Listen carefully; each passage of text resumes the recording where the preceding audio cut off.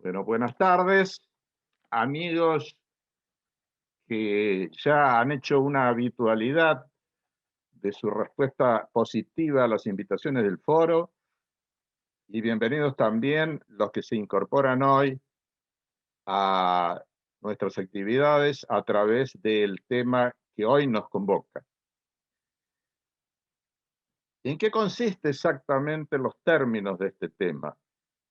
Por supuesto, esto va a ser esclarecido mucho más fundada y razonadamente por los expositores, pero simplemente quería anticiparles la perspectiva desde la cual este tema se vuelve para nosotros, para el Foro Patriótico, un tema prioritario. Se oye a menudo en los ambientes públicos de la Argentina el reclamo por un Estado presente. Lo dicen los dirigentes políticos, lo dicen muchos periodistas, lo dicen distintos formadores de opinión. Se nos ocurre que pocas frases más ambiguas que esta. Necesitamos un Estado más presente. ¿Pero presente para qué? ¿Presente para sustituir a las familias en la orientación de la educación de sus hijos? Quizá. ¿Frecuente para establecer la ideología de género como ortodoxia de la educación estatal o privada? ¿Presente para establecer un determinado relato como historia oficial del país? ¿Presente quizá para enseñarnos a hablar en un nuevo lenguaje que, según lo indican noticias de hace pocas horas, puede convertirse por un proyecto de ley en obligatorio para los medios? Yo supongo que no es esa la presencia estatal que necesitamos. Necesitamos, por sobre todo, una presencia del Estado para impedir que aquello que es nuestro sea usurpado,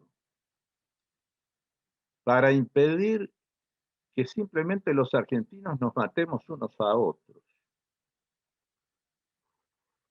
El filósofo inglés Thomas Hobbes, más conocido por algunas frases que por la profundidad de su pensamiento, esbozó alguna vez la idea de que los hombres habían vivido en un estado de naturaleza en que todos estaban en lucha contra todos, y que de ese estado se salió a través, y disculpen la cacofonía, del Estado, del establecimiento del Estado como poder político organizado, que le quitó las armas de la mano a los individuos y las monopolizó él, como diría más tarde Max Weber. Y aquí sí que nos está haciendo falta la presencia del Estado. No porque haya existido alguna vez históricamente una situación de naturaleza en que los hombres vivían sin poder político. Esta es una irrealidad histórica. Pero el riesgo de que los hombres nos matemos recíprocamente o desconozcamos mutuamente las pertenencias y las posesiones del otro, es un riesgo permanentemente recurrente a lo largo de la historia. No es un capítulo de la prehistoria, es una dimensión que nos acompaña a lo largo de nuestras vidas y de nuestro devenir histórico. Sobre todo en países como el nuestro, en que, según decía el general Roca, la anarquía siempre está a la vuelta de la esquina. Es para hablar de estos temas que hemos invitado hoy a este caracterizado panel. Y les informo según el orden de exposición que se va a seguir, quienes lo integran. En primer lugar, Claudio Chávez, fundador de este foro patriótico. Profesor de historia, autor ciertamente de varios libros, algunos de ellos muy polémicos, como yo no puedo olvidar el libro por el cual lo conocí, El Perón Liberal, y autor también de artículos múltiples sobre historia argentina, educación y cultura, destacándose también como autor de obras teatrales. A continuación vamos a escuchar a Ricardo Spadaro, comandante general retirado de la Gendarmería,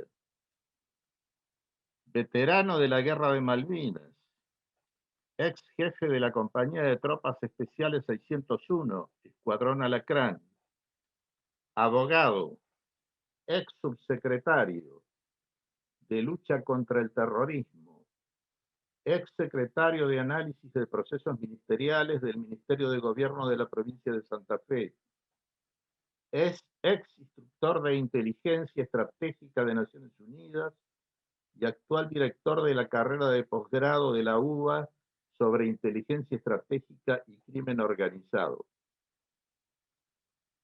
Concluirá las exposiciones el doctor Marcelo Romero, actualmente fiscal de la provincia de Buenos Aires en el Departamento Judicial de La Plata. Ha sido docente de Derecho Penal y de Derecho Procesal Penal en la Universidad Nacional de La Plata y en la Universidad Católica de La Plata, al mismo tiempo que se desempeñó como profesor en la Escuela de Cadetes y la Escuela Superior Penitenciaria del Servicio Penitenciario Bonaerense. Invitamos pues a Claudio Chávez a comenzar las exposiciones de este día. Bueno, muchas gracias, Miguel. Gracias a todos los que están presentes hoy en este conversatorio en el marco del Foro Patriótico, del cual me siento orgulloso de haber sido uno de los fundadores. Los aspectos que yo voy a desarrollar sobre el tema, en principio, ¿se me escucha bien? Muevan la cabeza si es así. Bien. Gracias, porque a veces suelo tener algún pequeño problemita. Bueno, el aspecto que yo voy a desarrollar sobre el tema que nos convoca son los aspectos culturales del delito. Es decir, la lucha contra el delito, además de ser un problema policial y judicial, como va a ser tratado acá por los expositores que me sucedan, hoy se ha transformado en un problema de orden cultural e ideológico. Y en esto último reside la gravedad. El pensamiento progresista, sesgado hacia la izquierda, ha adornado al delito con ropaje de irredentismo social, contribuyendo a generar un clima de aceptación y reivindicación con sabor contestatario. Es que para los progresistas la revolución se acabó, no hay más.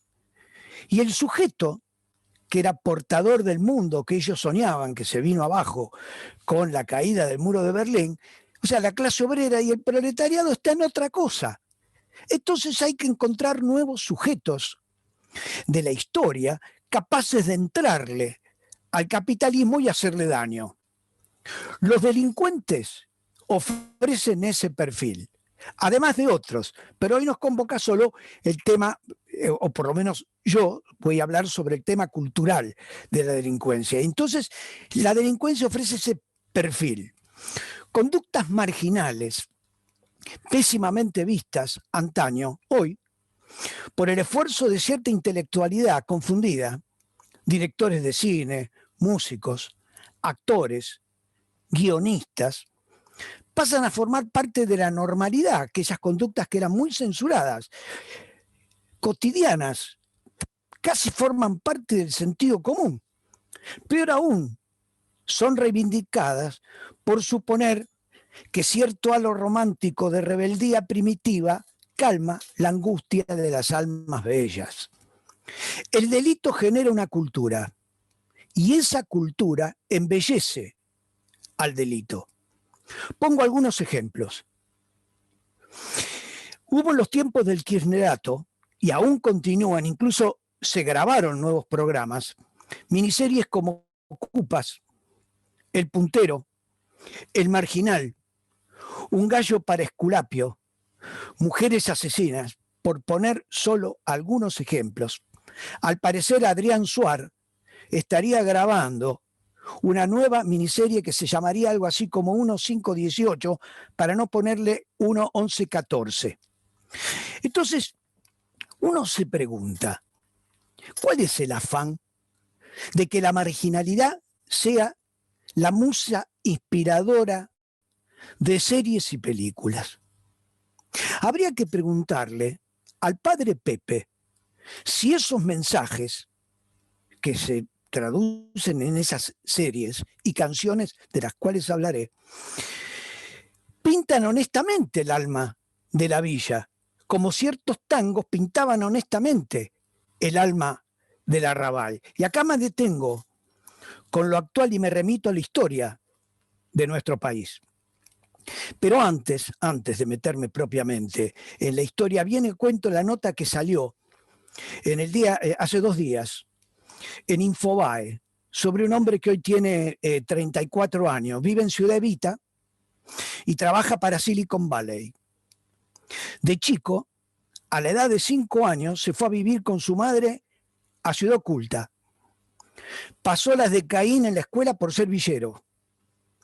Bien vale una miniserie de los que superan exitosamente la marginalidad con trabajo, mérito y esfuerzo. Pero al progresismo esos valores parecieran no importarles.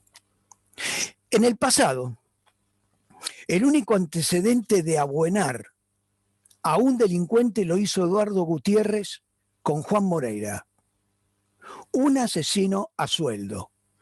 Hoy podría decirse un sicario, no de la droga, pero sí de ciertos políticos que lo contrataban para tareas non santas. Leonardo Fabio no solo lo abuenó, sino que lo hizo alto, lindo y de ojos verdes. El personaje de su famosísima película lo representó Rodolfo Bebán, galán mayúsculo de aquellos años. Cuando galán mayúsculo de aquellos años, que era lindo, era alto y tenía ojos verdes. Cuando Moreira, por el contrario, era bajo, regordete, ahindiado y picado de viruela. Revisé en el archivo histórico de La Plata el expediente policial abierto contra Moreira. Lo tuve en mis manos y lo revisé. Bueno, da asco, era simplemente un asesino. Y eso fue abuenado para transformarlo, digamos,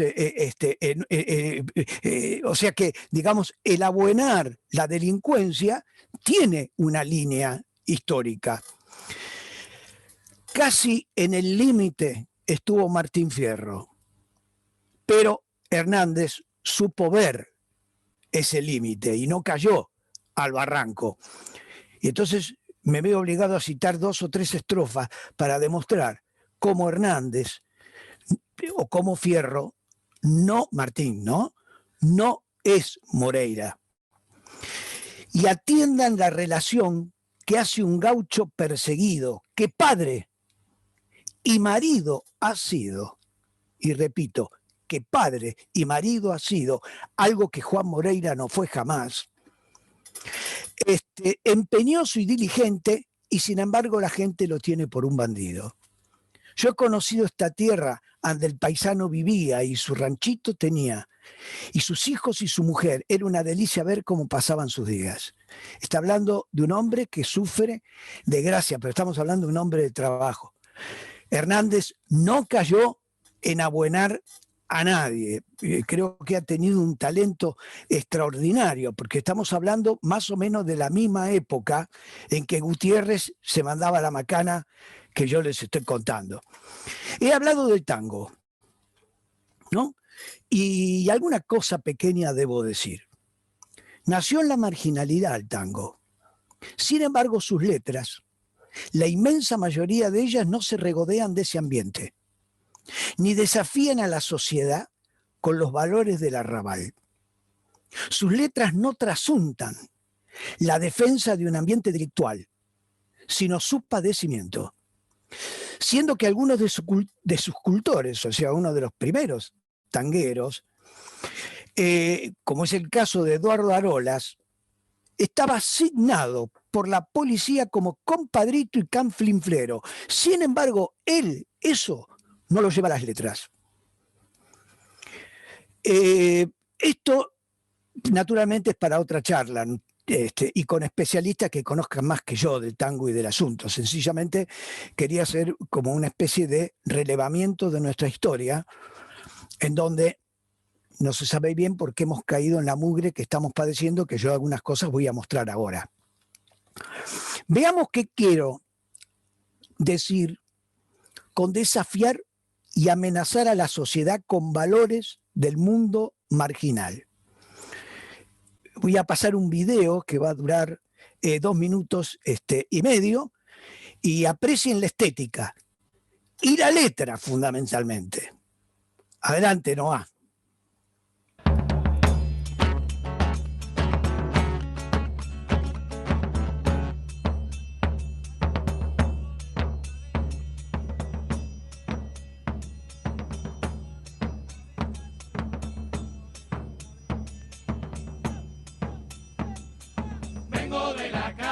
Soy de una banda descontrolada, hoy no me cabe nada, vas a correr porque sos cagón. Son todos unos putos, unos amargos, unos buchones, llaman a los botones, vinieron todos, se quedan dos. Hoy vas a correr porque sos cagón, con el culo roto, porque mando yo. Voy a salir de caño, ya estoy re duro, estoy repasado. Como ya estoy jugado, me chupa un huevo matarte o no. Mi vida es un infierno, mi padre chorro, mi madre puta. Vos me mandás la yuta y yo te mando para el cajón. Yo soy el error de la sociedad, soy el plan perfecto que ha salido mal. Vengo del basurero que este sistema dejó al costado. Las leyes del mercado me convirtieron en funcional. Soy un montón de mierda brotando de las alcantarillas. Soy una pesadilla de la que no vas a despertar. Vos me despreciás, vos me buchoneás, pero fisurado me necesitas. Soy parte de un negocio que nadie puso y que todos usan. En la ruleta rusa yo soy la bala que te tocó. Cargo con un linaje acumulativo de misiadura, de un alma que supura veneno de otra generación. Yo no sé quién soy, yo no sé quién sos. El tren del rebaño se descarriló. Ya escucho la sirena, la policía me está encerrando. Uno me está tirando, me dio en la gamba, le dio un botón. Pasa mi vida entera como un tornado escupiendo sangre. Manga de hijos de puta me dieron justo en el corazón.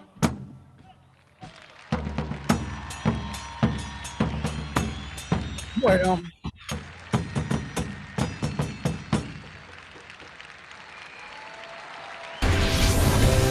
Bueno, quería que vieran esto, porque esto fue el 25 de mayo, o sea, el gobierno kirchnerista festejó el 25 de mayo en la Plaza de Mayo, el día del primer gobierno patrio, y de la patria argentina lo festejó con este grupo, con esta murga uruguaya, Agarrate Catalina.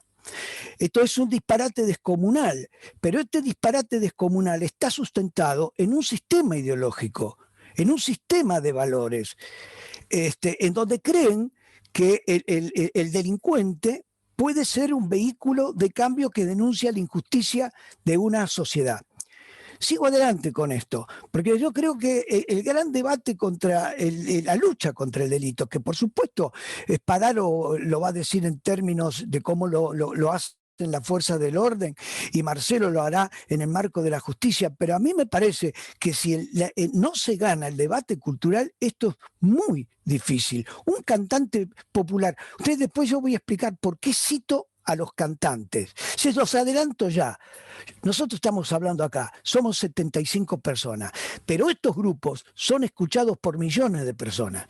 Y los espectáculos de televisión que yo he citado son escuchados por millones y vistos por millones de personas. Son ellos los que generan la cultura que abrace o rechace al delito. Lo que nosotros podamos hacer no es lo suficiente comparado con lo que pueden hacer los espectáculos, los actores, el cine o el teatro.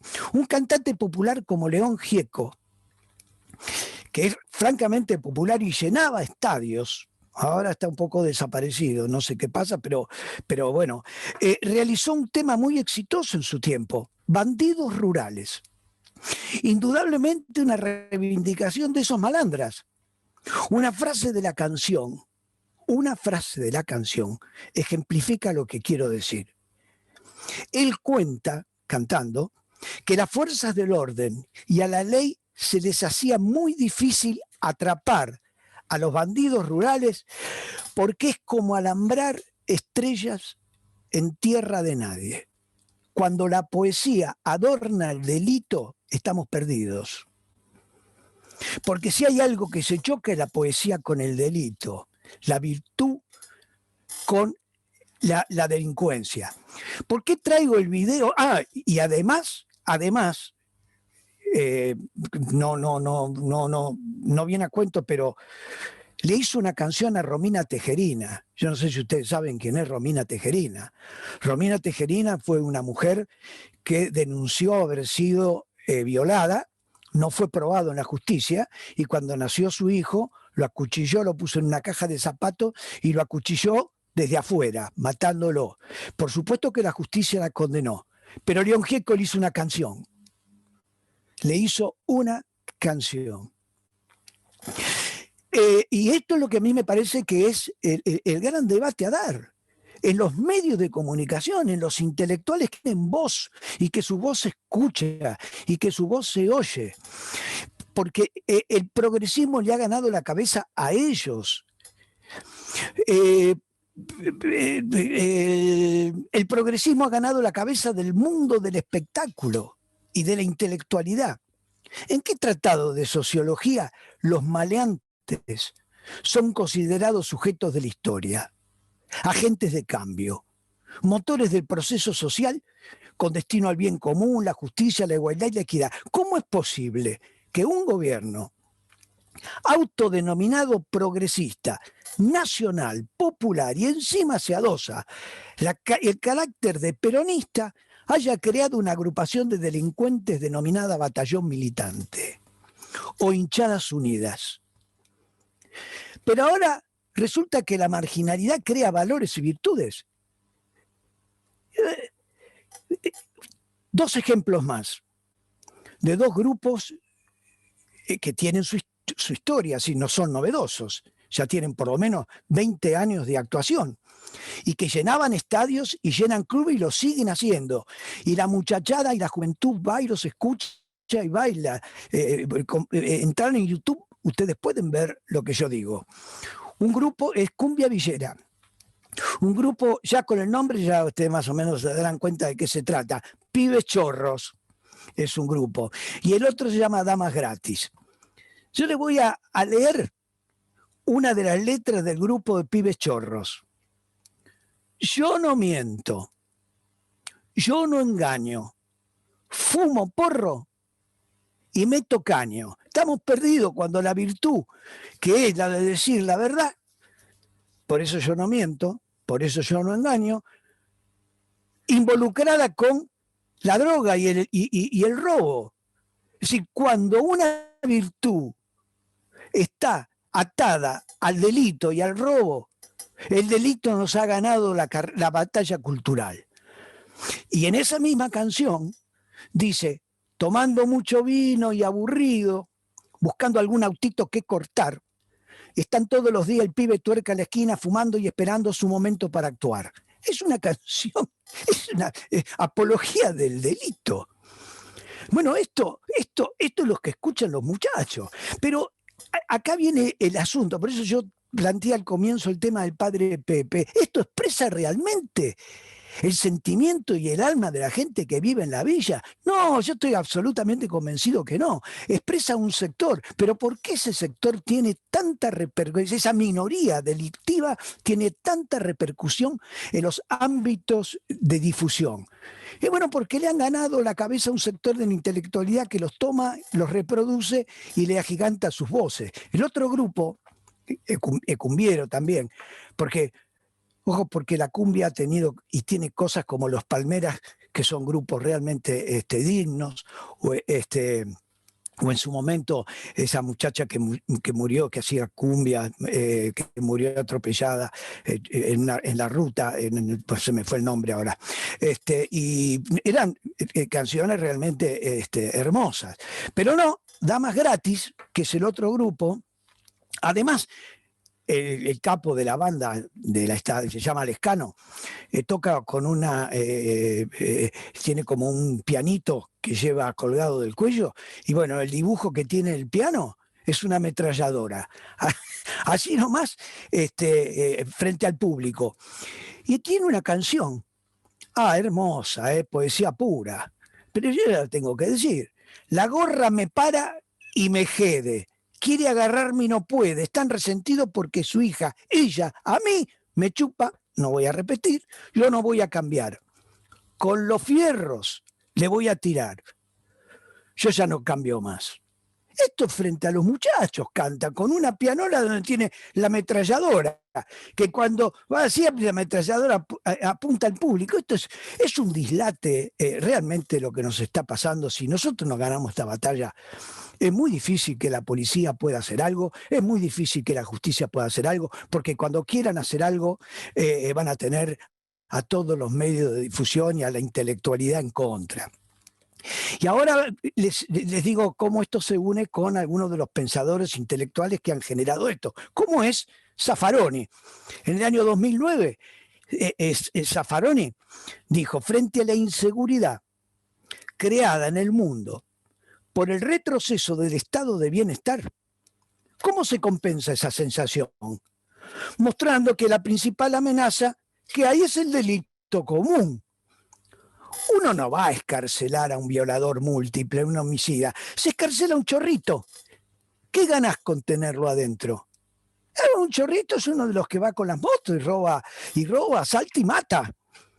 El chorrito no. Esto es, digamos, ya es el abolicionismo, absolutamente, es el abolicionismo. Es considerar y tener una mirada relativista frente al tema del delito. Hay toda una tarea por delante.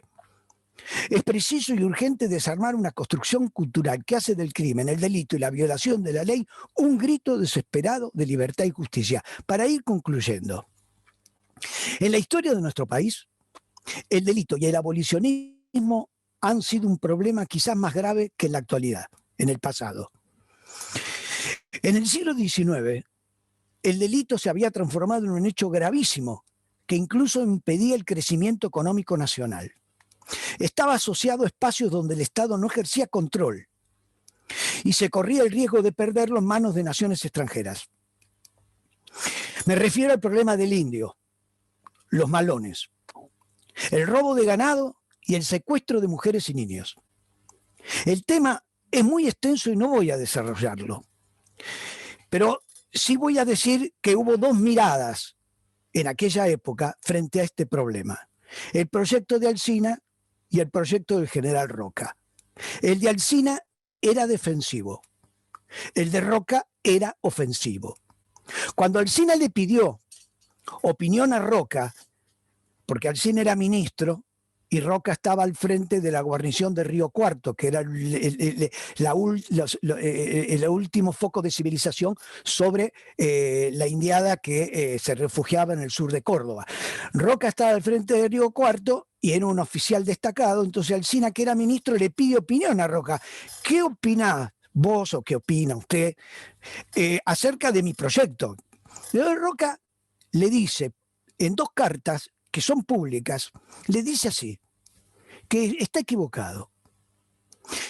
Debemos disputarle sus propias guaridas, lo que no conseguiremos sino por medio de la fuerza. A mi juicio, el mejor sistema de concluir con los indios, que son delincuentes, es la guerra ofensiva. Hay que ir a buscarlos a sus guaridas y causarles un terror y un espanto indescriptible. Palabras que Roca utilizó cuando presenta su proyecto de ley, porque fracasó el de Alsina, cuando presenta su proyecto de ley al Parlamento, y el Parlamento aprueba por mayoría absoluta el proyecto de Roca. Finalmente, decirles que, para concluir, ¿no? que el proyecto de Roca fue aprobado, pero claro, eran otros tiempos, eran otros políticos que estaban decididos a resolver aquel grave problema y lo resolvieron desde el poder y con el apoyo de la oposición. Si no se gana la batalla cultural, bueno, creo que vamos a andar con problemas. Bueno, muchas gracias. Bueno, muy bien, muchas gracias, Claudio.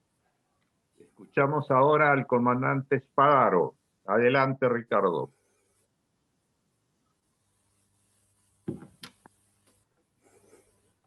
Buenas tardes, muchas gracias. Como siempre, es una distinción participar en este foro. Y he quedado meditando, antes de comenzar el tema que voy a abordar, exactamente al contexto, a ese envoltorio cultural que nos ha hecho el profesor Chávez tan magníficamente, y que de golpe, mientras estaba hablando, me fui un poquito, unos años más atrás, con un pensador muy diferente a los autores que él citó, pero que desde una antípoda del pensamiento de esa época dijo lo mismo, que fue Sarmiento en Civilización y Barbarie. Es decir, que cómo ese mundo tan complicado hoy ha hecho eclosión de otra forma y mucho más grave en nuestro país, al punto tal de que envuelve todas las acciones, algunas de las cuales vamos a tocar hoy, que tienen que ver con el sistema de seguridad, pero previo a eso, que pasa desde el mundo jurídico, y por eso yo rápidamente voy a tratar de darle la norma a esa descripción cultural que efectivamente envuelve a toda la República hoy, a toda la sociedad, cómo también eso se ha trasladado al derecho, y no solamente desde la Argentina. Voy a ir rápidamente a de dónde comienza toda esta problemática del garantismo en el campo penal. Quienes han adherido a esta posición se detienen en esta obra publicada en 1764 y toman como este primer paso al llamado y a los contenidos que hoy tiene el garantismo. Y yo le diría que no es así, porque lo que pasó con el Marqués de Beccaria es desarrollar un grito de desesperación ante el régimen que venía, donde efectivamente no había separación de poderes, no había justicia y tampoco había una definición clara de cuáles eran las conductas disvaliosas para una sociedad. Y solamente eran disvaliosas aquellas que afectaban al poder. Desde ese punto de vista, lo que va a hacer Beccaria es señalar unos principios que siguen teniendo radical vigencia, pero que no es como dicen las corrientes garantistas, que este fue el paso al garantismo tal como se concibe hoy, y que algo voy a decir hoy, sino que fue simplemente la salida a reclamar estas cuestiones. es un autor de 1760 y pico que hay que volverlo a leer detenidamente, porque es un catálogo que resuelve un montón de temas que después la doctrina penal alemana la terminó de completar. Pero fíjense, racionalidad de las leyes, legalidad, no hay delito sin ley previa, la publicidad de la justicia penal,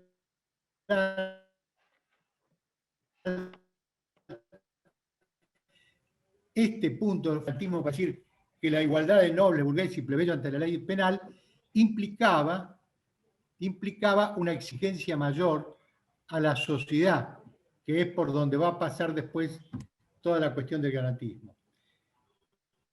¿Qué es lo que puedo retener como importante de Beccaria para una política criminal? La certeza de que la pena existe y la certeza de que quien delinque va a ser penado y va a ser sancionado. Ese es el punto principal de la política criminal que no hemos seguido lamentablemente en Argentina, porque la primera ruptura que hay es que el catálogo penal es un enunciado normativo que finalmente el que delinque sabe que no hay segura aplicación de la pena. Bueno, paso a otro tema y me voy rápidamente al derecho alemán, porque por ahí viene toda esta problemática. O sea que salto del 1700 al 1800 y tanto. El derecho penal alemán tuvo un desarrollo a partir de von List y varios autores que fueron desarrollando toda la teoría tal como la conocemos. El delito, la acción, la tipicidad, la culpabilidad, la antijuricidad, todos los grandes temas que fueron creando la dogmática penal. Y para el derecho penal, el tema, el objeto del derecho penal estaba concentrado en el delito como conducta humana que adecua el comportamiento al tipo penal, es decir, a la descripción que está sancionando esa conducta y que como consecuencia de ello va a tener una pena.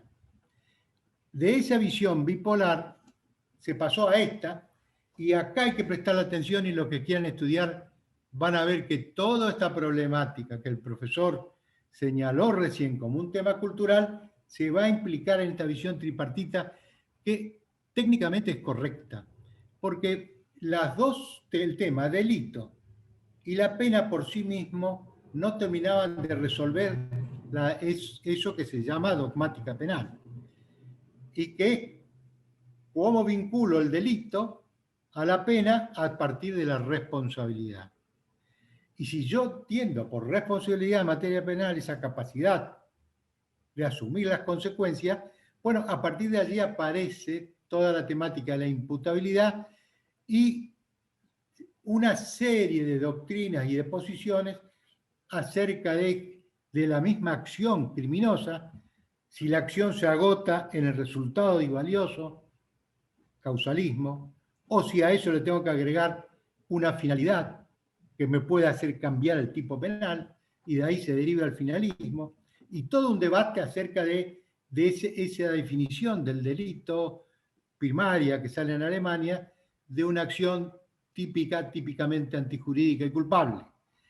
Entonces, eso no vamos a entrar en este tema, pero quiero llamar la atención para los estudiosos porque en el tema de la responsabilidad aparece una derivación cultural donde el planteo que se hace es el que delinque. Lo tengo que mirar en su individualidad, en su comportamiento disvalioso, o tengo que extender esa mirada para ver los otros actores en torno de ese individuo y que tuvieron un deber que no cumplieron. Y ese deber, el garantismo, lo imputa a la sociedad primero, que ha impedido por sus desigualdades el acceso a todos los bienes y a todas las opciones de capilaridad social, de subir en la escala social, y al Estado, que tiene una constitución que declara derechos que luego no son garantizados debidamente. Si yo digo, desde la Constitución, el derecho a estudiar, ¿qué implica? ¿Abrir la escuela o darle todos los medios para que estudie? Si digo derecho a la vivienda, ¿el Estado tiene que dar la vivienda? Entonces, ¿cómo fue jugando esos postulados que son indiscutiblemente sanos en el mecanismo del derecho penal en cuanto a su objeto? Y fíjense cómo fue cambiando. Y si quieren avanzar, hilar todo este tema, péguenle una mirada a Robert Merton como sociólogo, que fue el que en Estados Unidos, un poco en la década del 40, él comienza a llamar la atención a las grandes diferencias sociales y cómo la presión social hacia el hombre, que quería el ascenso social y veía las imágenes que él no podía alcanzar, lo fue llevando al delito. Entonces, Merton, de algún modo, es el sociólogo que va a dar base a la visión jurídica de los criminólogos que van a encontrar en la sociología criminal un soporte a estas postulaciones. Después pueden mirar esto, pero acá me detengo en uno de los autores más leídos en estos temas sobre el garantismo, que es Verrajoli.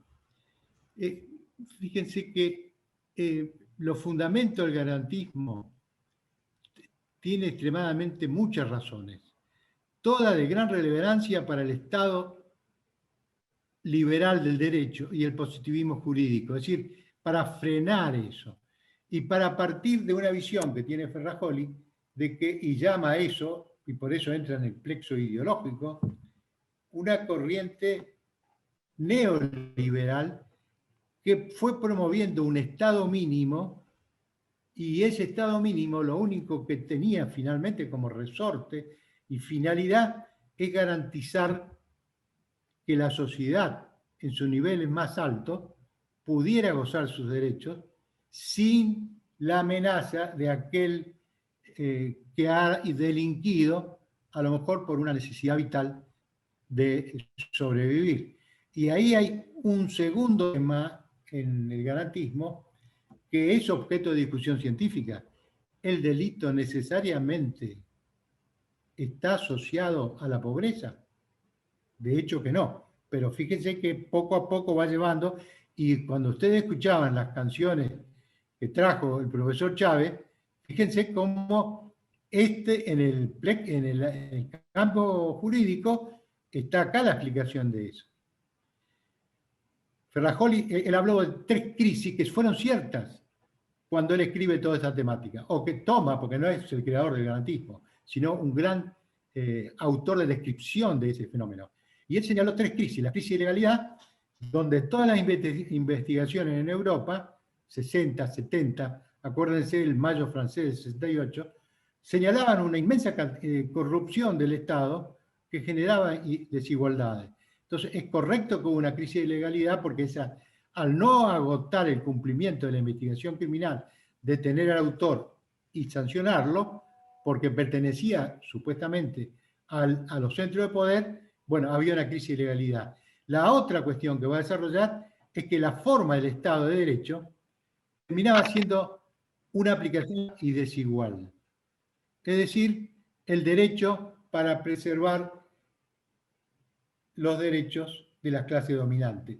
Y ahí comienza a introducirse algún sesgo de carácter marxista dialéctico, que si bien puede ser tomado de algunos desarrollos alemanes, que ya venían con alguna advertencia de los valores, sobre todo en el tema filosófico, estaban los temas abordados por Kant y Hegel, que han tenido una influencia después en el autor finalista, que es Wessel, que todo esto fue creando el caldo cultivo para que finalmente hubiera una crisis del Estado Nacional como tercer elemento, y pasamos a lo que dice el garantismo.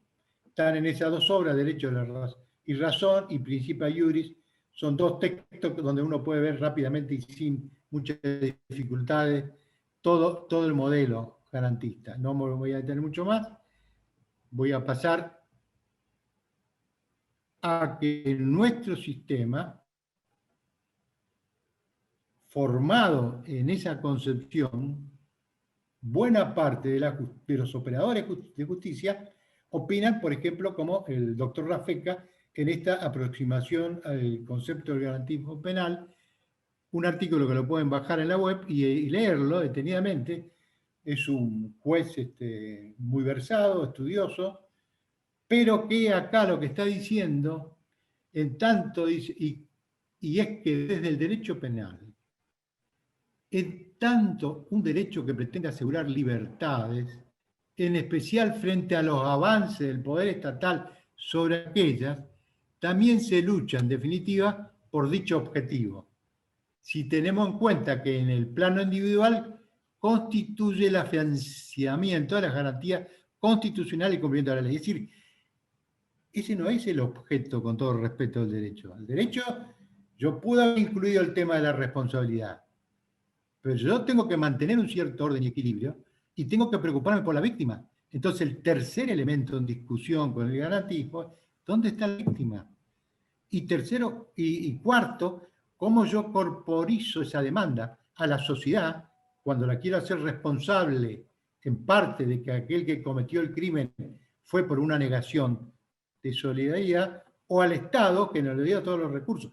¿Cómo yo corporizo? Y no lo puedo. Es una ideación como un postulado deseable de que el Estado se ocupe, pero que en la práctica no termina de hacerse. Por supuesto, es un tema ya político, pero si yo en el derecho voy a juzgar sobre la base de una disolución del concepto de responsabilidad ante el hecho cometido, estamos con graves problemas. Y por supuesto, lo pueden ver también al doctor Zaffaroni, que no hay que confundir porque son profesores estudiosos con una gran capacidad expositiva y con mucho convencimiento de los temas que se dicen. Así que yo en este punto, salvando por supuesto la distancia de quiénes son ellos, digo que en esta cuestión criminal que él plantea, termina diciendo algo que también es cierto, pero que no se resuelve de ese modo. Él habla de una criminología mediática. Está diciendo que todos juzgamos sobre la base de lo que dicen los factores dominantes de la prensa. Y hoy eso tampoco es tan cierto, porque las redes han sustituido bastante esa criminología mediática. Pero también es cierto que la crean. Entonces, cuando dice esto Zaffaroni, las personas que todos los días caminan por las calles, nosotros, tienen la visión de la cuestión criminal que construyen los medios de comunicación.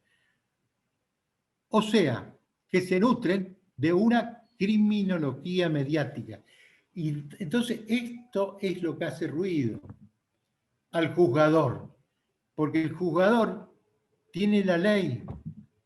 Las garantías del derecho penal está en el Tabestán, que es lo que crea el derecho penal, en el tipo penal, y que el tipo esté comprendido antes del hecho criminal. Entonces, cuando meto todo esto, entonces estamos con problemas. Y ahora paso esto porque no va a haber tiempo, les digo que los informes de la ONU en general sobre el tema de la inseguridad están insuflados también indirectamente el garantismo. Sí. Ricardo, le voy a pedir por favor que comprimamos un poco, sinteticemos el final porque nos estamos excediendo del tiempo previsto para el conjunto del panel. Gracias. Bueno, muy bien, perfecto. Acá lo que quería decir y llegar de todo esto es el caso Chocó, donde la obra que se cita justamente es la obra de Zaffaroni, ¿cierto? En donde la sentencia exige una conducta técnica profesional al policía y tal vez el análisis que se hace de la conducta es correcta. Es decir, no es un ciudadano que estaba investido del Estado para actuar, pero más allá del caso Chocobar, ¿cuál es el mensaje que le va quedando a la policía? Que no ha sido entrenada, que no termina de ser capacitada y que sigue en la crisis completa de que nadie escucha, por ejemplo, lo que ha dicho la propia víctima, Wall, que correctamente dijo que era un absurdo que en el proceso estuviera igualado el policía que salvó su vida con aquel otro cómplice del asesinato, de la tentativa de asesinato que él pudo eludir. Es decir, fíjese que un ciudadano está señalando una asimetría grave en nuestro derecho. Entonces, para terminar, fíjense que la fiscal le pidió 3 años en suspenso. No voy a entrar en detalle, eso solamente lo hará en la parte que vienen, pero yo termino siempre con esto. Nosotros no tenemos policía si no resolvemos esas 3 funciones. El policía aporta al Estado, estando presente, resuelve el problema por sí sin consultar. Eso no está ocurriendo en el país, pero además, si queremos que el policía haga eso, necesita una calidad formativa e informativa que en este momento todavía sigue en crisis. La capacidad de inteligencia criminal, que es muy primitiva, el IUI no hay, y en todos esos problemas se está implicando también las amenazas del terrorismo transnacional, que requiere un sistema de prevención muy importante, y el ius persequendi. Entonces, termino diciendo que no tenemos una policía en función de que si no tenemos una policía en el sentido ideal que querríamos tener, porque está bombardeada por todo este tipo de cultura. La cultura popular que se describió en la primera parte de la exposición del profesor, la segunda desde el punto de vista de la cultura jurídica que acabo de decir, y lo que finalmente entra en crisis es el ius puniendi, es decir, el Estado, su capacidad para sancionar y mantener el equilibrio en la sociedad. Así que bueno, eso es más o menos todo lo que quería decir. La seguridad no se resuelve si primero no coordinamos la cultura jurídica, si primero los operadores jurídicos no terminan de definir bien qué es el objeto del derecho penal, y por supuesto de la política, las sociedades injustas seguramente inciden en la proliferación del delito. Muchas gracias, escuchamos al doctor. Bueno, le agradecemos nosotros a Ricardo Spadaro este análisis muy riguroso que nos ha llevado a las raíces conceptuales del llamado garantismo. Y lo invitamos para completar el esclarecimiento de estos temas al fiscal Marcelo Romero. Adelante, Marcelo. Muchas gracias, buenas tardes a todos. Bueno, un honor estar en este foro e integrar el panel junto a los 2 profesores que me antecedieron al uso de la palabra. Me resulta extraño como fiscal hablar último. A mí me toca hablar siempre primero. Así que para mí es algo novedoso cerrar. Bueno, espero cumplir con las expectativas y estar a la altura. Los 2 profesores hoy colocaron la palabra garantismo en el lugar que se merece, no en el lugar que la están utilizando los usurpadores, que ya vamos a dedicarnos a describirlos. El garantismo, tal cual lo dijo el profesor Spadaro, tal cual lo dijo el profesor Chávez, es justamente el cumplimiento de las garantías constitucionales, el cumplimiento de este libro, que muchos lo utilizan para equilibrar la pata de la mesa. Las garantías constitucionales que surgen ya desde el preámbulo mismo, de la introducción a nuestra Carta Magna, cuando habla de consolidar la paz interior, proveer a la defensa común, promover el bienestar general, etc. No cabe ninguna duda que el Estado debe garantizar la seguridad de todos sus habitantes, porque este es un país de fronteras abiertas, se protege al ciudadano y al no ciudadano. No hay una disyuntiva entre el garantismo y la seguridad ciudadana, porque una de las garantías constitucionales, aunque no esté específicamente determinada, pero sí es una garantía innominada, como surge del artículo 33 de la Constitución, es justamente la protección de la seguridad. No hay un choque, no hay una contradicción entre seguridad ciudadana y garantismo. Porque nosotros, los que no cometemos delito, ustedes los que no cometen delito, tienen el derecho de ser protegidos por el Estado.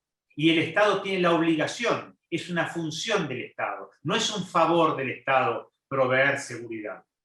Es una de las funciones esenciales, junto con otras. ¿Por qué el garantismo hoy es mala palabra? ¿Por qué cuando uno lee o escucha una sentencia judicial contraria al sentido común, dice, este es un juez garantista, este es un juez amigo de los delincuentes, este es un juez liberachorros? Porque hubo un grupo de usurpadores de la terminología, del lenguaje, y aquí reflota un poco la charla que nos dio, la clase que nos dio, mejor dicho, el profesor Chávez. Esta es una lucha cultural, sin ninguna duda. Con el advenimiento de la democracia en 1983, un grupo de vivos en el mal sentido de la palabra, de vivo argentino, aprovechó ese momento cuando se fueron destapando los horrores de la dictadura militar, contrarios a la Constitución, contrarios a la ley, contrarios a las convenciones internacionales, y quiso equiparar las conductas delictivas de algunos militares con lo que sucedió en la Segunda Guerra Mundial. Si nos remontamos a los autores penales de la segunda posguerra, vamos a ver que lo que nace en esa Europa continental no es el garantismo, sino una distorsión del mismo, que es el abolicionismo, es el destruir el sistema penal, destruir la norma penal. ¿Por qué? Porque nos estábamos refiriendo a las normas penales que existían, por ejemplo, en la Alemania nazi.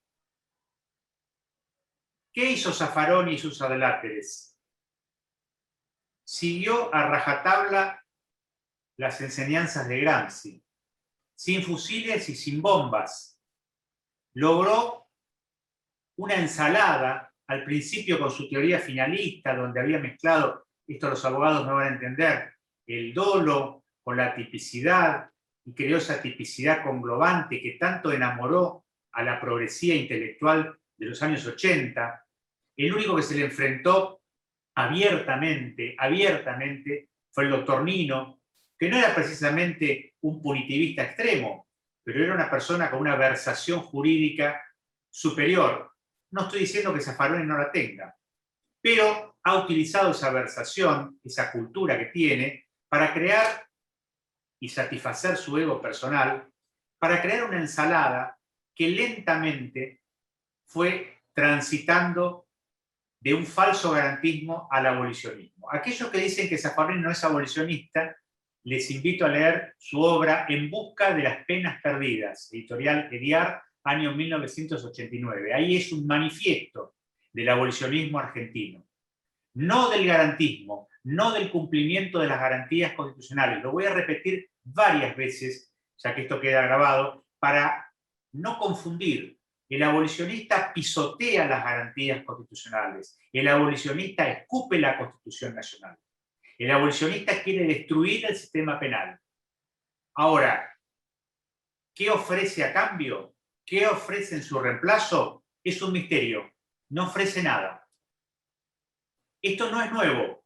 No se le puede adjudicar a este gobierno o al anterior. Esto viene desde 1984 en las facultades de Derecho, en los institutos de posgrado, posteriormente en los consejos de la magistratura, cuando fue creado por la Reforma 94. Hoy en día, si hay estudiantes de Derecho, van a darme la razón. No creo que puedan contradecirme. No hay cátedra de Derecho Penal, parte general. No hay cátedra de Derecho Penal, parte especial. No hay cátedra de Derecho Procesal Penal, donde no se recite de memoria el catecismo zaffaroniano, donde se le enseña al alumno de Derecho, al futuro abogado, al futuro profesor, al futuro juez y al futuro fiscal, que el delincuente es en realidad la víctima del sistema capitalista que lo excluyó, quitándole oportunidades. El policía es el hijo de Videla y de Camps, cuando en realidad los oficiales de policía que hoy están en funciones no habían nacido en 1976 a 1982. No habían nacido. Sin embargo, crearon un discurso que la progresía quedó, y permítanme el término vulgar, embobada. Quedó embobado. En los 80 había una progresía intelectual con veleidades parisinas, creyéndose que eran los sucesores de los grafiteros del 68, como si el 68 hubiese sido la Revolución Francesa, y fue en realidad una estudiantina ruidosa, una estudiantina que hizo renunciar, sí, al presidente francés, pero que no fue nada más que eso, una estudiantina ruidosa. Uno se ensucia paredes. La historia francesa de acá a 100 años va a recordar la revolución, va a recordar la resistencia en la Segunda Guerra, va a recordar muchísimas cosas, no los grafitis del 68. En los 80, en la República Argentina, la progresía universitaria argentina, los profesores y algunos alumnos se creyeron que eran los herederos de esas banderas y lo llevaron, en materia penal, a esta nueva ensalada que terminó en el abolicionismo. ¿Cuál es el peligro del abolicionismo? Y es crear el absurdo. Un juez penal abolicionista, un fiscal penal abolicionista, es tan absurdo como un sacerdote ateo, es tan ridículo como un helado caliente. Es perjurio, es escupir, permítanme la expresión grosera nuevamente, el juramento que uno presta cuando jura por sus convicciones cívicas o religiosas defender la Constitución y la ley, y en el caso del fuero penal, la ley penal. Fíjense que hoy hay magistrados agnósticos de la pena, magistrados judiciales que sienten pena al aplicar la sanción. No creen en la pena. Y esto está no solamente en el pretorio, sino en las facultades de Derecho, en los institutos, en los posgrados, en los consejos de la magistratura. Los exámenes en la provincia de Buenos Aires, en el Consejo de la Magistratura, es el índice del manual de Zaffaroni, Alaje y Eslocar. El que no sabe de memoria ese manual no se convierte en magistrado. No se convierte en magistrado. Entonces, por más que cambiemos la ley, por más que modifiquemos el Código Penal, por más que modifiquemos el Código Procesal Penal, por más que instauremos el sistema acusatorio en todo el país, fíjense las cosas que estoy diciendo, cosas necesarias, ¿eh? El Código Penal es de 1921. Hay 2 proyectos con estado parlamentario. Uno del diputado Massa y su equipo, y otro del doctor Borinsky. Ambos con estado parlamentario, sin embargo no se sancionan. Seguimos con el Código Penal de 1921. ¿Ha cambiado el mundo del 21 a nuestros días? La respuesta es obvia. Pero las leyes son palabras, oraciones subordinadas, proposiciones. Si el que tiene que aplicarla no tiene la principal virtud del magistrado, que es la prudencia, de ahí viene la palabra jurisprudencia, y no utiliza el sentido común, por más leyes que tengamos, por más penas que aumentemos, por más instancias que eliminemos, porque es inaudita la cantidad de instancias procesales que hay en la República Argentina, cuando el Pacto de San José y Costa Rica nos exige solamente un doble conforme, 2 instancias, una instancia inicial y una instancia revisora, y la instancia extraordinaria como máximo. Acá tenemos 8. Fíjense ustedes que las causas penales no terminan nunca, porque no solamente se recurre la sentencia, no solamente se recurre el veredicto, sino que se recurre la detención, la prisión preventiva, la elevación a juicio, la instalación del tribunal, las nulidades, todo se recurre en segunda, tercera y hasta veces en cuarta instancia. Cuando no, vamos a tribunales internacionales. Nunca hay sentencia definitiva. El ejemplo del ex vicepresidente Boudou es un caso. Barreda, el múltiple homicida platense, murió en libertad con un recurso de queja ante la Corte Nacional sin resolver. O sea que no había una sentencia definitiva y ya estaba en libertad. Fíjense ustedes el disparate. Ahora, ¿por qué el abolicionismo ha prendido tanto? Porque es un discurso inteligente. Es un discurso antisistema. Es un discurso antipolicía. Lo decía el profesor Chávez. Lo vemos en las series de televisión, lo vemos en la música, lo vemos en los graffiti. No es, estudiar no seas policía, no cambies la visera por la gorra. Hay grafitis en todas las ciudades. Los organismos de derechos humanos, que ya no son organismos de derechos humanos, sino que son organismos antisistema penal, con un sesgo abiertamente marxista, porque el derecho humano le pertenece absolutamente a toda la raza. ¿Hay derechos humanos del delincuente? Sí los hay, por supuesto que los hay. No quiero venganza, no quiero ojo por ojo, no quiero talión. Ahora, el símbolo universal de la balanza, permítanme el gesto, los dos platillos en el fuero penal, un platillo es el imputado y su defensor. Ahora, el otro es el fiscal, el acusador público, el representante de ustedes en los procesos penales. No soy el abogado de la víctima, soy el abogado de toda la comunidad agraviada por un delito. Y también hay derechos humanos en las víctimas y en el pueblo en general, que se agravia ante un homicidio, ante una violación, ante un robo, ante un hecho de corrupción, ante los delitos más graves, ante la traición a la patria, ante el narcotráfico, ante la trata, etc. Pero lo políticamente correcto, la entronización de las encuestas de opinión, los sondeos de imagen y los estudios de redes sociales nos impiden crear, establecer, imponer políticas criminales serias y duraderas. Fíjense ustedes que hay un pendulismo ideológico que nunca llega al equilibrio. Vamos de la mano dura, tolerancia cero, recuerdan al gobernador Rucauf y su ministro Casanova, ahora al abolicionismo de Zaffaroni. Nunca encontramos el equilibrio. Hemos cambiado hasta el lenguaje penal. No se habla de presos, no se habla de detenidos. Ahora se dice o prisionizado, eso le gusta a los profesores de la facultad, o individuo en contexto de encierro. Eso le pasó a la abuela que se quedó encerrada en el ascensor. Es un individuo en contexto de encierro. En la pandemia somos individuos en contexto de encierro porque el gobierno no nos deja salir. El preso es preso. Es preso. Y si es procesado, es inocente, pero está preso por prisión preventiva. Va a ser inocente jurídica, técnicamente, constitucionalmente, hasta que una sentencia diga lo contrario.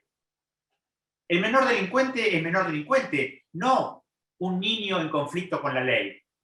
Porque un niño en conflicto con la ley puede ser un niño que viole la ley civil o la ley contravencional. Un individuo en conflicto con la ley es alguien que cruza un semáforo en rojo, porque está violando una ley contravencional, una norma contravencional. No todo lo ilícito es penal.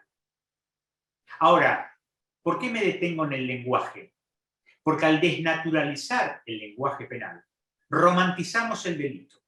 Y ya no estoy hablando del arte, o de lo que se dice arte, sino que estoy hablando de la dogmática penal. Estoy hablando de un cambio de paradigma para mal. El delincuente es delincuente. Y ojalá deje de serlo. Ojalá haya un sistema penal, un sistema carcelario, que le dé la posibilidad de reeducarse, de resocializarse, de convertirse en una persona de bien después de pagar sus culpas. Y la sociedad lo va a estar esperando porque el derecho penal argentino, el sistema penal argentino, no es eliminatorio. No hay pena de muerte, gracias a Dios, porque tenemos muchos errores. Imagínense si hubiese pena de muerte. Y tampoco hay penas a perpetuidad en sentido literal. No las hay. Siempre se da una, otra y otra oportunidad. Ese es nuestro sistema. Nos puede gustar o no gustar. El sistema anglosajón o te elimina con la pena de muerte o dicta una muerte civil y te morís en la cárcel. Hay una unidad penitenciaria en Texas que hasta cementerio tiene para aquellos reclusos que no tienen familiares. Ni los huesos salen de prisión. Quedan enterrados en la propia prisión, en un cementerio que tienen a un costado. ¿Parece mentira? Búsquenlo en internet. En Argentina no es así. Entonces, cada vez que un ministro de Seguridad asume, desde 1984 a la fecha, ¿qué nos dice? Voy a poner más policías en las calles. Esa es la palabra, la frase fetiche, la que tranquiliza al honesto. El honesto, cuando ve un policía deambulando por su barrio, y mucho más si es una fuerza federal, si es un gendarme que viene de verde, con su pertrecho, parece un soldado de la infantería, dice, ah, bueno, estoy tranquilo, me están cuidando. Y es desconocer la psicología básica del delincuente. Hay que leer a Hilda Marchiori, la gran criminóloga cordobesa. El delincuente, el criminal, desafía el sistema penal. Si no, no sería delincuente. Le ponemos un policía en la calle, como creen algunos que hay que volver a 1920, el vigilante que estaba bajo el farol. Imaginemos un vigilante de la esquina en el Fuerte Apache. Hay que traer a Robocop. Ese tipo de disparates que dicen los ministros de Seguridad es porque las encuestas de opinión le dicen de sí esto, que a la gente le gusta. Pintar el patrullero del color del partido. Cambiarle el nombre a las jerarquías. No le digas jefe de policía, decirle superintendente. No le digas comisaría, decirle estación de policía. No le digas su oficial mayor, decirle capitán. Es más, la oficina del fiscal, que siempre se llamó fiscalía, ahora se llama Unidad Funcional de Instrucción y Juicio, UFIJ, todo con siglas. Yo trabajo en una fiscalía, es una fiscalía, ¿qué va a hacer? Y cuando le tomo declaración al imputado es la declaración indagatoria, ahora se le llama declaración del imputado. Fíjense que ese cambio del lenguaje penal es el ABC del abolicionismo. Empezaron por el lenguaje. Empezaron por el lenguaje penal. Nos cambiaron el lenguaje penal que nos enseñaron nuestros mayores. Nos cambiaron el lenguaje que aprendimos de Soler, de Núñez, de Fontán Balestra, de Peco. Hasta de Jiménez de Azúa. Y le cambiaron la cabeza al estudiante de abogacía. Cuando Zaffaroni les dice, ustedes tienen que ser el límite del sistema punitivo del Estado. El sistema punitivo del Estado, a nosotros, a los que no somos abolicionistas, nos llaman punitivistas, como si fuese un insulto. Ser punitivista viene de punir, que es penar, que es sancionar. El derecho penal es sanción, el derecho es sanción, el derecho en general es sanción. Si uno no cumple con un contrato civil, tiene una sanción. Si uno no va a trabajar, primero va a ser suspendido y después va a ser echado. Si uno cruza un semáforo en rojo, va a recibir una multa. Y estoy hablando de derecho civil, derecho laboral, derecho administrativo, no de derecho penal. El derecho es sanción, es la contracara de la medalla. Una cara es la norma. Ante el incumplimiento, la contracara es la sanción. Eso es el derecho. Esa es la creación que recibimos de los griegos y los romanos. Ese es el ordenamiento social justo. Ese es el darle a cada uno lo que corresponde. Eso es lograr la paz social. Es la única herramienta que tenemos. ¿Es imperfecta? Sí, es imperfecta, porque es humana. Los que somos creyentes creemos en la justicia divina. El agnóstico, el ateo, no. Se tiene que conformar con la justicia de los hombres. Y la justicia de los hombres es imperfecta. Pero es lo que más se acerca a la perfección humana. Una sanción frente al incumplimiento. No existe comunidad jurídicamente organizada, ni la más progre, ni la más progresista. Pensemos en Francia. Todos recordarán el Mundial de Francia. ¿Se acuerdan? Estaban los hooligans ingleses que hacían desastres en todo el mundo. Les dijeron, en Francia no se permite ningún tipo de desmán. Y crearon un grupo policial especial para el Mundial de Francia. Todos lo recordarán. Al primer desmán le pusieron 4 cachiporrazos y los mandaron a la isla británica. Incluyendo a unos argentinos que también se mandaron de las suyas y volvieron para Argentina. Y estoy hablando de Francia, país progre si lo hay. No existe un país sin normas, no existe un país sin sanción, no existe un país sin derecho penal. El marxismo, que tanto adoran los progres locales, tiene sistemas terribles, terribles. Cuba tiene pena de muerte. No quiero ni pensar, no lo conozco, pero no quiero ni siquiera imaginar lo que debe ser Corea del Norte. Vemos lo que es Venezuela, con la Guardia Bolivariana. Eso sí que son sistemas penales terribles. No tiene absolutamente nada que ver con el nuestro, donde la policía nuestra un poco más un Boy Scout, donde la formación policial llegó al ridículo de tener 3 meses, 90 días, la policía local de la provincia de Buenos Aires, donde le dimos a esos jóvenes y esas jovencitas pistola, chapa y autoridad. Pistola, chapa y autoridad. Y después, como decía el profesor Espadaro, cuando juzguemos sus conductas, los vamos a observar con lupa, con microscopio, y les vamos a exigir algo que ellos no recibieron. No recibieron formación, no recibieron entrenamiento. No es tirar al blanco, no es ir a apuntar a ver si hacen centro, porque eso es para los Juegos Olímpicos.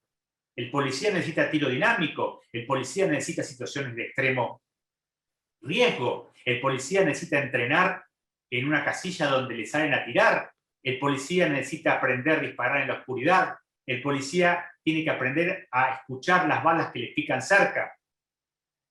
El policía tiene que ser vigilante en el mejor sentido de la palabra, en el sentido más respetuoso de la palabra, el que vigila, el que nos cuida. Todos empiezan por la policía, todos se olvidan del último eslabón del sistema, que es la cárcel. La cárcel, si no cumple con los mandatos constitucionales, no sirve ni la inteligencia, ni la prevención, ni la investigación, ni el juzgamiento. Todos los pasos del sistema penal, porque la cárcel se convierte en un posgrado del delito.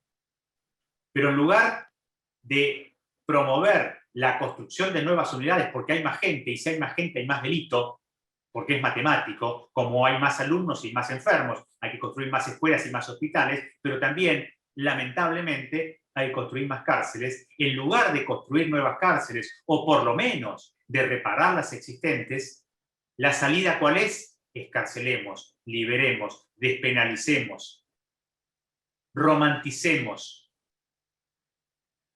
El pibe chorro, bueno, no tuvo oportunidades. Mentira.